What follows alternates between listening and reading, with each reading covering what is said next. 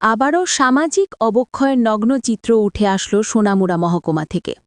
সোনামুড়া মহকুমার পশ্চিম দুর্লভ নারায়ণ অমলকি মোড়াতে শ্বশুরের হাতে আক্রান্ত তার স্ত্রী এবং তার পুত্রবধূ। পারিবারিক ঝামেলাকে কেন্দ্র করে এই ঘটনা ঘটেছে। শ্বশুর নুরুল ইসলাম তার স্ত্রী খুসনেহারা বেগম এবং তার পুত্রবধূ সালমা আক্তারকে ধারালো অস্ত্র দিয়ে এলোপাথারিভাবে কোপাতে থাকে। ঘটনার স্থল থেকে ফায়ার সার্ভিসের কর্মীরা আহত খুসনেহারা বেগম ও সালমা আক্তারকে মেলাঘর হাসপাতালে নিয়ে আসে। তাদের অবস্থা এতটাই শোচনীয়, শেষ পর্যন্ত মেলাঘর হাসপাতালে কর্তব্যরত চিকিৎসক তাদের আগরতলা জিবি হাসপাতালে রেফার করেন। এদিকে ঘাতক স্বামী নুরুল ইসলাম পলাতক বলে জানা গিয়েছে। ঘটনার স্থলে উপস্থিত সোনামুড়া থানার পুলিশ। অ্যাকচুয়ালি আমার দোকান হচ্ছে সোনামুড়া। আমি আজকে বৃহস্পতিবার বাজার বন্ধ, আমি দুর্লভনারায়ণ আইছি। আমি সপ্তাহে একদিন বাড়িতে।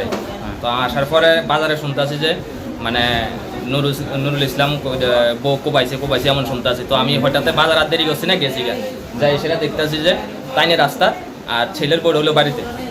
তখন অ্যাম্বুলেন্সের কল করা হয়েছে। তো অ্যাম্বুলেন্সের কল করার পরে ফায়ার সার্ভিস এসেছে। ফায়ার সার্ভিস আসার পরে আমরা এরপরে এখানে নিয়ে আসি আর কি। বিষয়টা বলতে তারা ফ্যামিলিগত সমস্যা বহুত আগেতে শুনতে আছি, কিন্তু অ্যাকচুয়ালি আমি বাড়িতে থাকি না, আমি থাকি সোনামুড়া। স্বামীর নাম কি?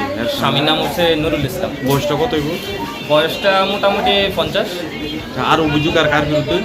হ্যাঁ, আরেকজন অভিযোগ করলেন যে আরেকজন হচ্ছে আপনার সালমা আক্তার, ওইগুলো ছেলের বউ আর কি, ছেলের বউ খুব আছে। আচ্ছা, এটা দুর্লভনারায়ণ কত নম্বর ওয়ার্ড জানেন? পশ্চিম দুর্লভনারায়ণ 3 নম্বর ওয়ার্ড। এখন কি রেফার করছে? এখন জীবিত মনে রাখা টোটাল কি হেরে আর শুধু কি হের লগে এরকম হয়েছে, আর কি আসেনি কেউ?